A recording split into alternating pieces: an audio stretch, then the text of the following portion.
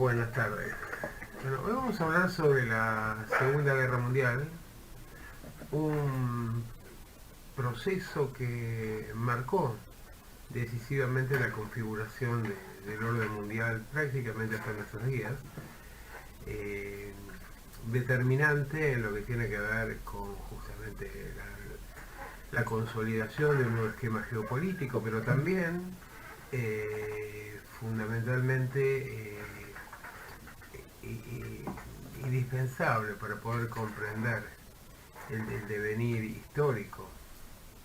de las diversas sociedades de escala mundial, producto de los acuerdos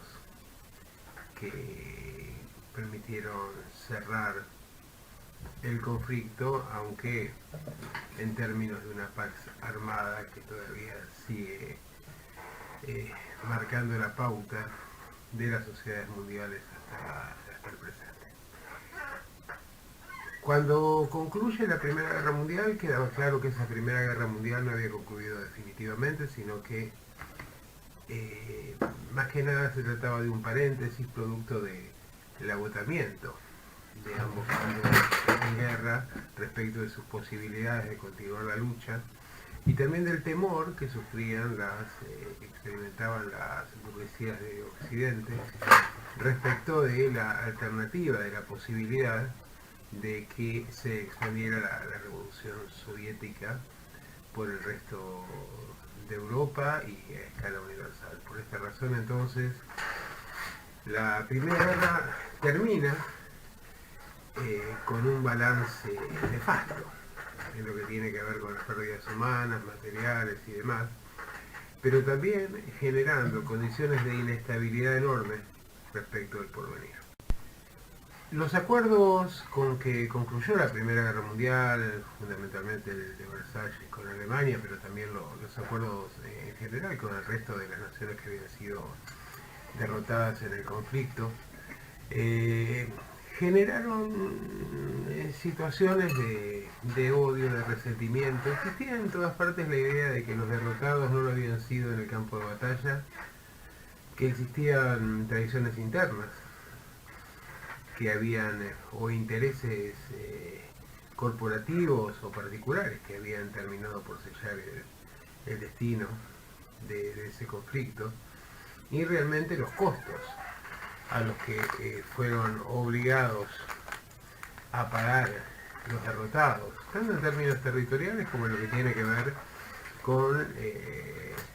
lo que fueron los costos materiales, los pagos concretos a que se sometió, por ejemplo, Alemania para los próximos 30 años, motivó situaciones de inestabilidad en todas partes. Por un lado, veíamos que se estaban expandiendo las ideas socialistas, una vez que había quedado demostrado que la revolución no era un imposible, y crecientemente los sectores obreros y trabajadores iban sumándose a organizaciones sindicales y organizaciones políticas de izquierda. Por el otro lado, aparecían sectores ultranacionalistas que planteaban o identificaban en la burguesía y sobre todo en los componentes de origen judío de esa burguesía la responsabilidad de la derrota. Por esta razón vemos que los escenarios son realmente violentos a lo largo del continente, entre grupos paramilitares o militares o una mixtura de ambos que trataban de imponer perspectivas nacionalistas a las políticas y en lo posible gobiernos de esas tendencias, y de otro lado lo que eran los sectores de izquierda que no solo estaban profundamente activos respecto de lo que tenía que ver con las reivindicaciones salariales en un contexto de altísimo nivel de desocupación, de paralización de la actividad económica y sobre todo de una abruptísima caída de la mano de obra disponible en los mercados. Había que reconstruir Europa, pero también se planteaba la posibilidad de llevar adelante procesos revolucionarios para replicar lo que había sucedido en la Unión Soviética a lo largo del continente. Por esta razón hay una enorme inestabilidad, y esa inestabilidad se traslada al contexto internacional, porque en realidad, si bien el presidente Wilson había propuesto la creación de la Sociedad de Naciones, luego el Congreso norteamericano le impide al presidente norteamericano incluir a su país dentro de ese nuevo organismo internacional, cuya finalidad iba a ser evitar nuevas guerras que amenazaran con la extinción de la humanidad. De este modo, con naciones relativamente débiles, la mayor parte de ellas prácticamente destruidas por la guerra, con resentimientos violentos, tanto entre las naciones como entre las dirigencias políticas, las sociedades, al interior de las propias sociedades. Era claro que no podían esperarse años de paz. Alemania, poco tiempo después, en los inicios de los años 20, no va a poder hacer frente a las reparaciones de guerra. La Sociedad de Naciones va a aceptar una ocupación militar francesa sobre el territorio más rico en términos de producción minera e industrial de Alemania, para apropiarse por mano propia de aquellos recursos que Alemania no estuvo en condiciones de girar. La situación es gravísima. Alemania sufre la primera hiperinflación de la historia en 1923, y efectivamente esas situaciones de odio social, de asignaturas pendientes, de pase de facturas al interior de las sociedades, generaron un clima de altísima volatilidad. Y también, efectivamente, como decíamos recién, la consolidación, el crecimiento de partidos de izquierda, por un lado, y por el otro lado, de expresiones ultranacionalistas. En el caso alemán, en los años 20, un plan económico impulsado desde los Estados Unidos, muy parecido a los planes contemporáneos del Fondo Monetario Internacional, posibilitó una recuperación de la economía. Y ahí ustedes van a ver que, por ejemplo, en las producciones cinematográficas o literarias sobre los años del nazismo, la presencia muy importante de la cultura norteamericana en esa Alemania, sobre todo la presencia del jazz, del charleston, pero la música de los cabarets y demás, que en realidad lo que está marcando es la penetración cultural norteamericana en el contexto de este plan de salvataje de la economía alemana. En los momentos en que había mayor recesión, las tendencias ultranacionalistas se fortalecían. En los momentos en los cuales había, digamos, una mayor bonanza económica, prácticamente tendían a desdibujarse en el contexto político. Pero aparece un nuevo elemento que va a resultar determinante, y ese elemento que va a resultar determinante va a ser la crisis del año 29, que va a provocar una drástica reducción del comercio internacional, una caída de la producción en todos lados, altísimos niveles de desocupación, incremento de la conflictividad social. Realmente la crisis disminuyó a la décima parte del comercio internacional y planteó graves problemas para las economías en su conjunto. Para las economías del mundo subdesarrollado, de alguna manera, generó una situación de desabastecimiento. Las economías de los países centrales empezaron a profundizar la devaluación de sus monedas para volver a sus exportaciones más competitivas, pero desaparece el patrón oro, desaparece la libra como moneda articuladora del comercio internacional en ese contexto, y el comercio multilateral pasó a convertirse en comercios bilaterales entre naciones, que exigían de parte de las potencias reconocimiento de su condición de nación más favorecida, y que en general prescindían en muchos casos de las divisas, generar una especie de sistema de clearing o de relación comparativa entre los precios, por los cuales se intercambiaba producción industrial por materias primas, alimentos o producción minera. En algunos lugares, en algunos países, y es el caso de la Argentina, por ejemplo, esta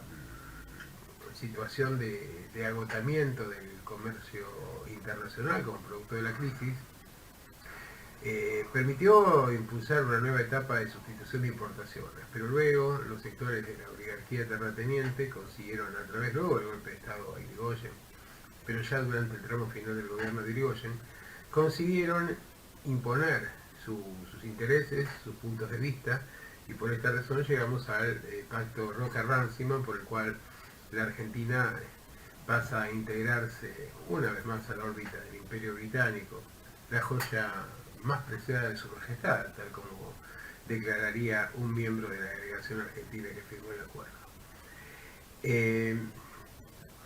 Por esta razón entonces, digamos, ante la supresión del comercio libre, el fortalecimiento de los vínculos coloniales, neocoloniales, semicoloniales entre países industriales y países no industrializados o no desarrollados, vamos a ver que las tendencias nacionalistas van a ir creciendo y también va creciendo el clima belicista a escala internacional. Alemania, que no podía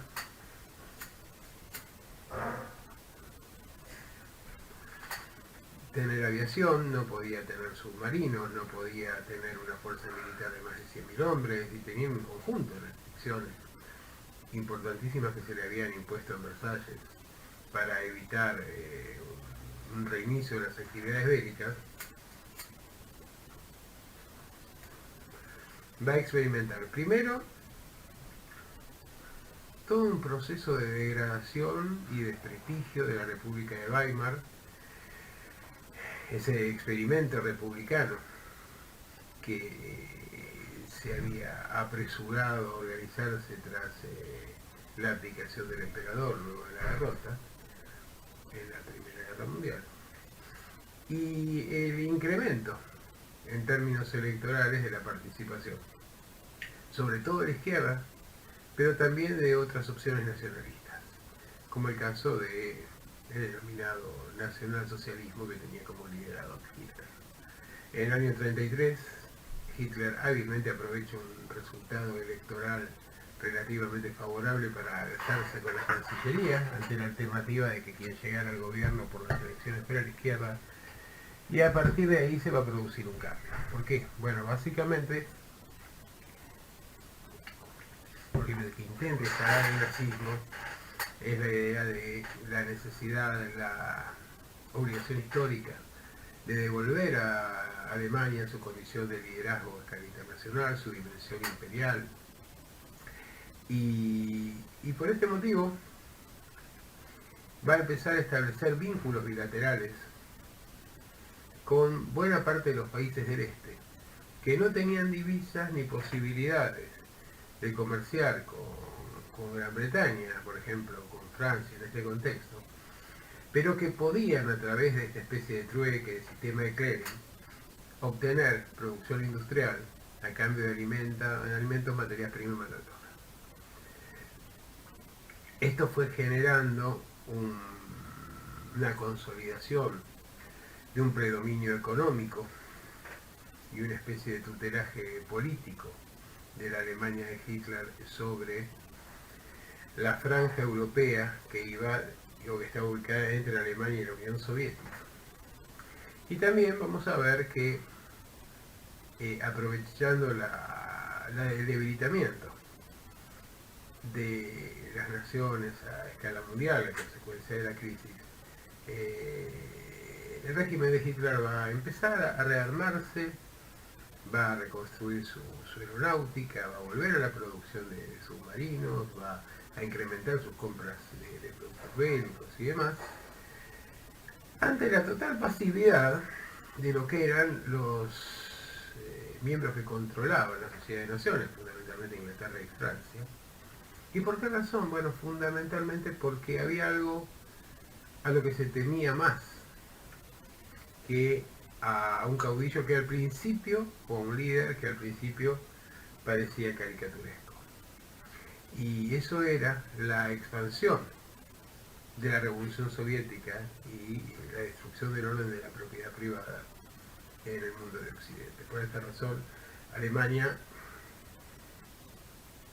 es reconocida en su condición de escudo para impedir el avance de la Unión Soviética sobre el territorio europeo. Pero efectivamente, la señalada debilidad de Inglaterra y de Francia, el éxito en las políticas de anexión económica, primero, y luego de anexión política, primero de Austria, luego de Checoslovaquia, posteriormente la invasión a Polonia, van a ir demostrando a Alemania que aparentemente no tiene resistencias como para recuperar la plenitud de sus facultades de escala internacional. Y aquí aparece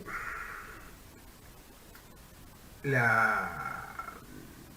situación, el contexto en el cual, tras la invasión de Polonia y el reparto del territorio polaco entre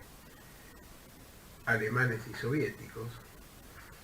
que paradójicamente eran los dos grandes adversarios, no solo en términos étnicos, germanos contra eslavos, sino también en lo que tiene que ver con la organización económica, el régimen político, el sistema, que planteaban el comunismo de un lado, y del otro lado, un sistema autoritario con profundas raíces capitalistas. Por esta razón es que Alemania y Rusia celebran un nuevo acuerdo de no agresión, pese a que en definitiva todo señalaba que en algún momento la batalla final iba a darse entre ambos bandos. Del lado de la Unión Soviética, las razones son que todavía no está en condiciones de confrontar en términos militares con Alemania, y que precisa entre 4 y 5 años para estar a tono y poder vencerla. Del lado de Alemania, porque en realidad este proceso, más allá de lo que nos intenten convencer la literatura y la producción cultural de Occidente,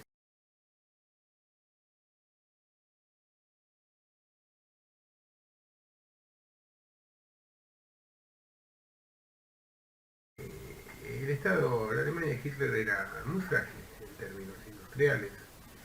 y escasamente poderosa en términos bélicos. No en lo que tendría que ver, por ejemplo, en un enfrentamiento de una nación contra otra, pero sí en lo que tenía que ver, en todo caso, con la pretensión de alcanzar un dominio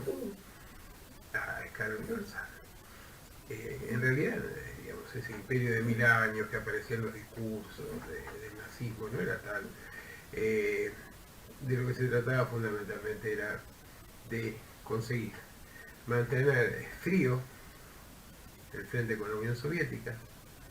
ocupar el este de Europa y avanzar militarmente sobre el eje occidental. Sobre Francia, cosa que se consigue rápidamente, la mitad del territorio queda bajo la órbita alemana y la otra mitad también, pero no directamente, sino a través de un gobierno colaboracionista. Y lo que le quedaba a Hitler era tratar de conquistar Gran Bretaña. Confió en su aviación, pero no fue lo suficientemente potente, razón por la cual en la medida en que la Unión Soviética se iba rearmando, los Estados Unidos también lo hacían, fieles a su política de ingresar en la guerra cuando estaba casi definida, para obtener los beneficios de la victoria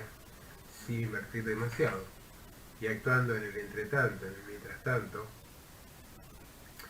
como prestamistas o como abastecedores de productos industriales y bélicos. Bueno, en la medida en que estos procesos de rearme se fueran desarrollando, la potencialidad de las industrias norteamericanas o soviéticas dejaban cada vez más retrasada a Alemania. Alemania necesitaba una victoria rápida que le permitiera tener el control de Europa, y para eso delineó la Blitzkrieg o la guerra relámpago, que era ocupar los lugares estratégicos como edificios de gobierno, emisoras de radio, usinas, generadoras de energía, pero sin destruir la capacidad productiva, porque esa capacidad productiva debía aplicarse a lo que era el objetivo real de esa Alemania. ¿Cuál era ese objetivo? Bueno, unificar a Europa bajo el liderazgo alemán para llevar la guerra a la Unión Soviética y liquidar la alternativa de un orden socialista. Ahora bien,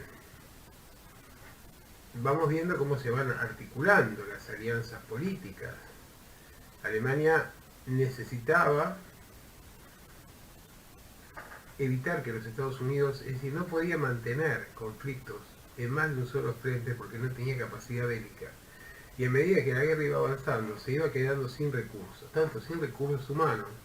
como sin recursos en lo que tenía que ver con la producción bélica, la minería. Si ustedes han visto, leído la lista Schindler, verán como el metal es declarado de interés nacional y que en realidad quien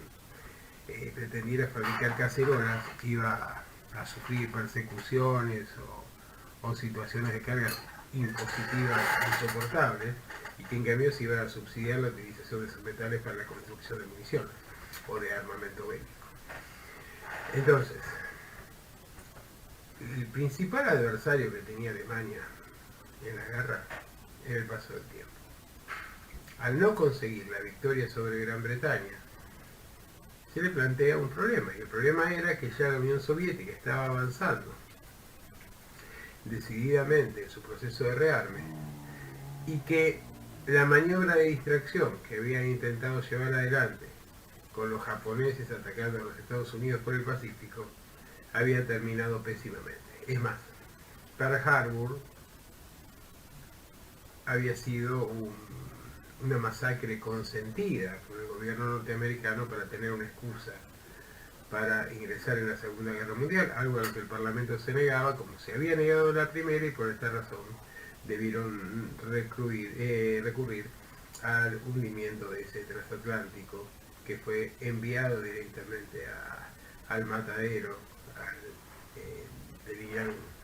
un destino por las líneas defensivas marítimas alemanas. Si uno quiere ver, es decir, si ustedes ven el juego del Tegra, que supongo que todos habrán jugado, está diseñado sobre un mapa que es una simplificación del mapa de la Segunda Guerra Mundial, y nos muestra claramente cuáles son los conceptos de la geopolítica de la época. Atacar siempre en mayoría, los países cercanos, tratar de ir definiendo áreas de dominación, lo que en términos de las teorías que alentaban el proyecto alemán se definían como un espacio vital. Evidentemente son otros elementos en juego que tienen que ver con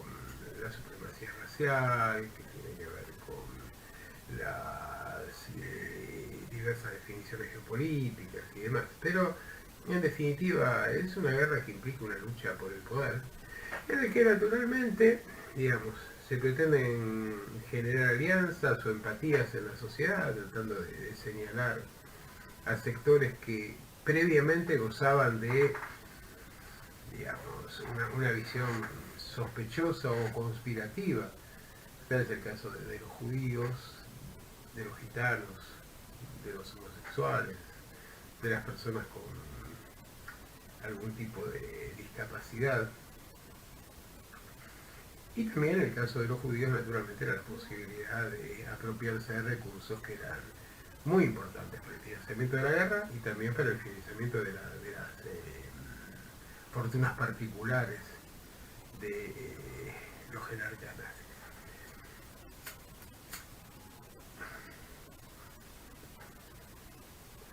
Hitler advierte entonces que, y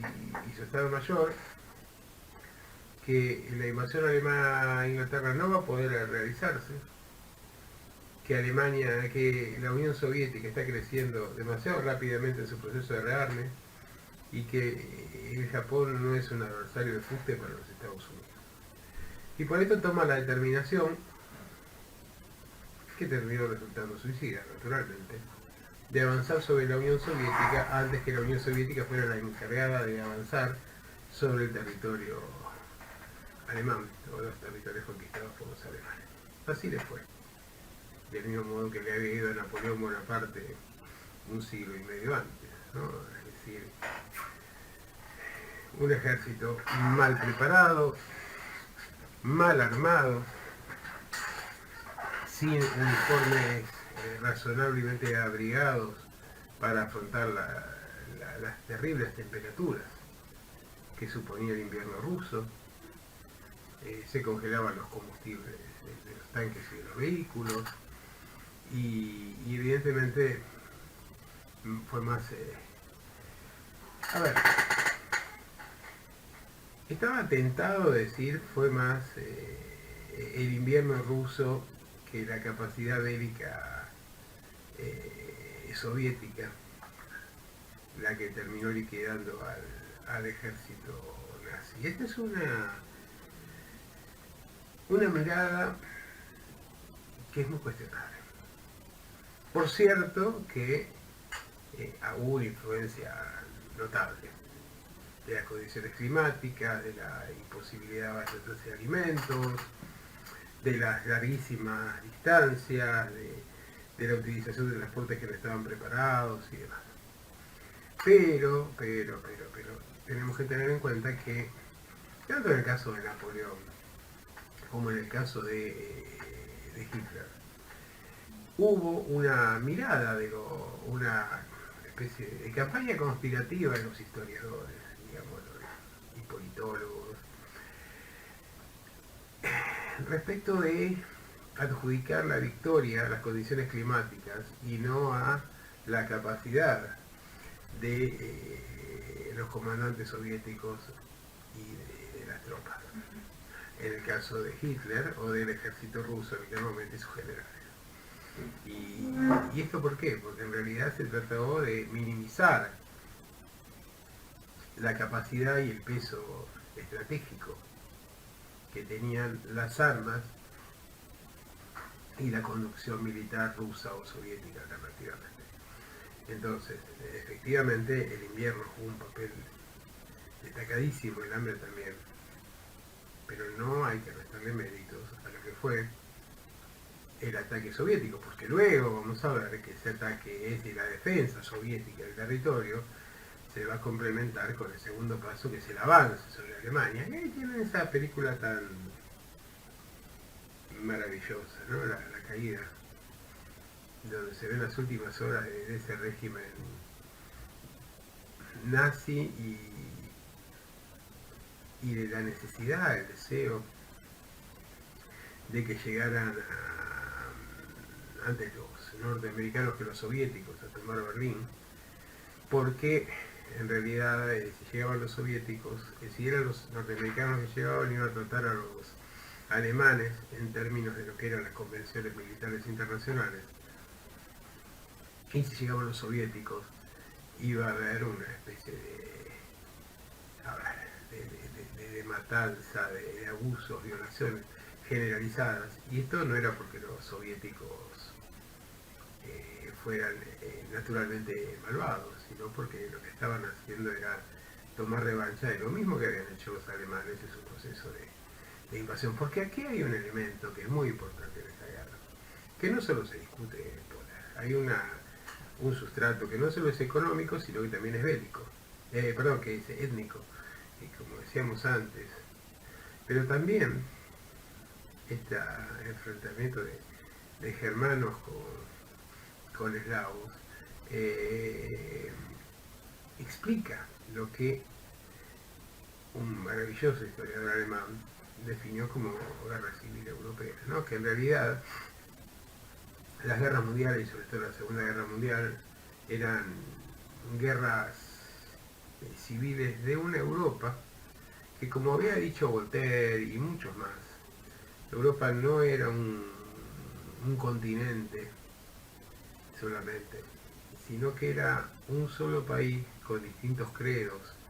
articulado en la lógica común del cristianismo, y que por la debilidad de las unidades políticas y económicas necesitaba intervenir de manera de cuerpo, de manera global, ¿no? Era algo así como que los procesos políticos de cada nación europea eran casi asuntos municipales en relación a la verdadera política europea que tomaba el conjunto del continente. Y en ese contexto lo que se está discutiendo es la hegemonía, no solo la hegemonía política o militar entre Alemania y la Unión Soviética, sino también cuál va a ser el régimen en términos económicos, el modelo de articulación y de organización social.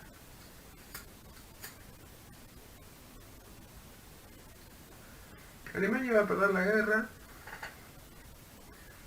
estaba vinculada con aliados inútiles prácticamente en lo que tiene que ver con su capacidad bélica,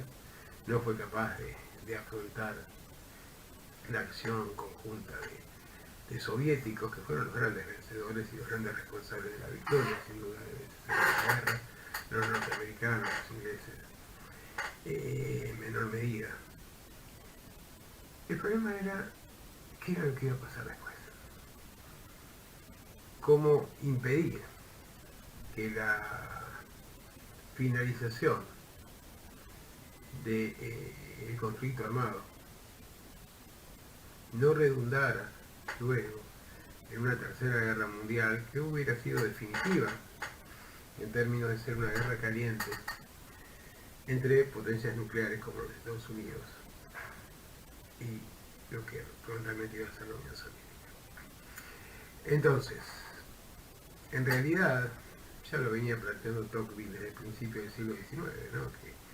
las dos grandes naciones semicontinentales que mostraban dos modelos alternativos de desarrollo en términos social, en términos culturales y demás, pero que iban a confrontar por el control de la humanidad, y esto en la década de 1820, eran los Estados Unidos de un lado y Rusia del otro. Cuando surge el nazismo en Alemania, aparece como un elemento incómodo que resulta indispensable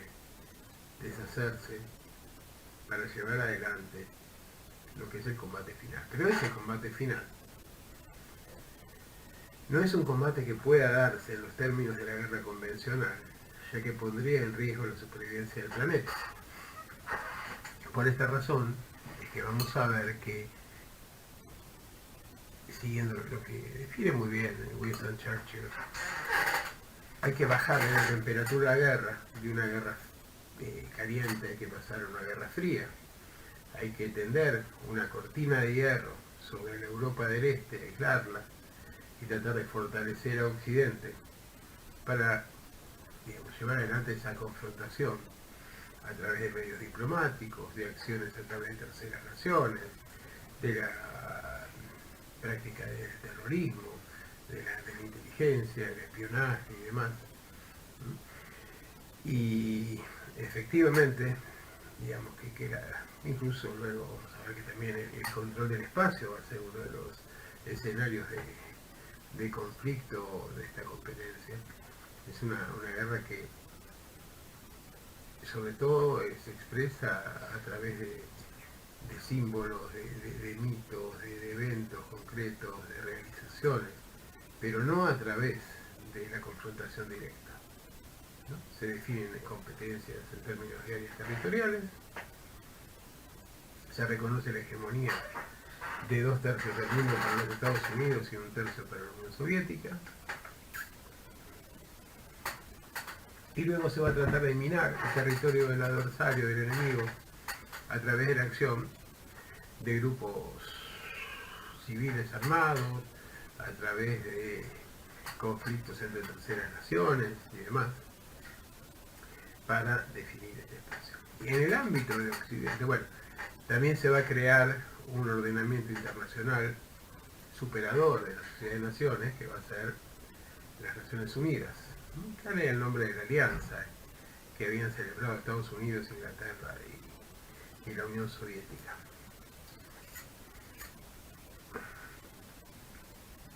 Y la idea era generar un espacio de administración del mundo, pero no un espacio neutro, sino un espacio de administración del mundo en beneficio de los vencedores. Y por esto se delinea una serie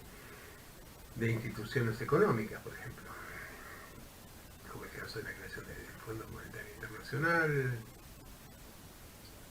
del Banco Mundial, la creación de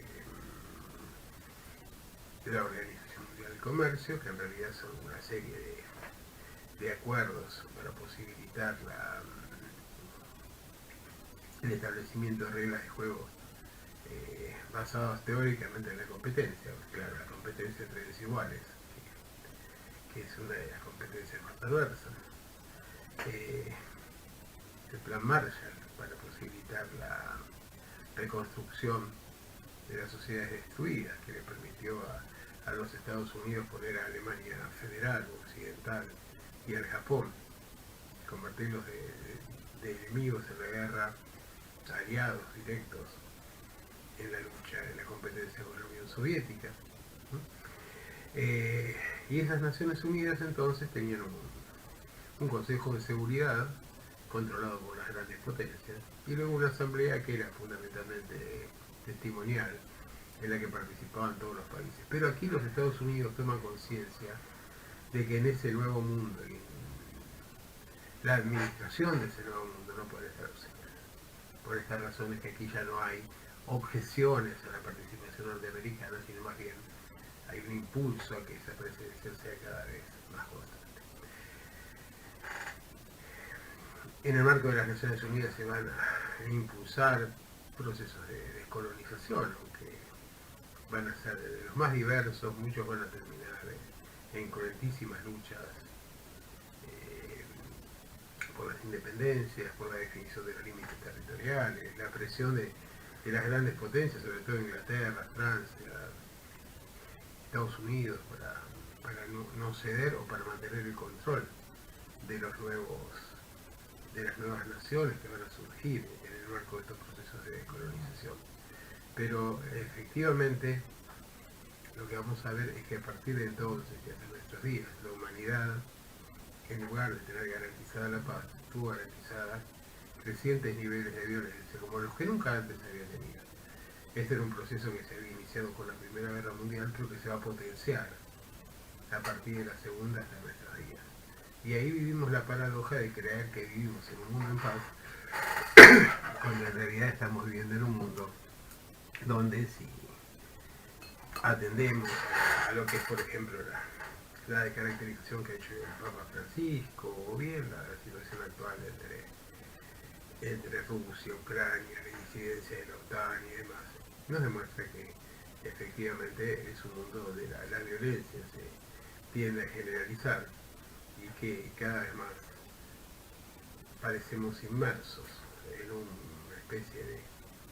de creciente estado o semi-estado de naturaleza, ¿no? Donde las relaciones de fuerza concreta, el poder corporativo o de grandes fortunas personales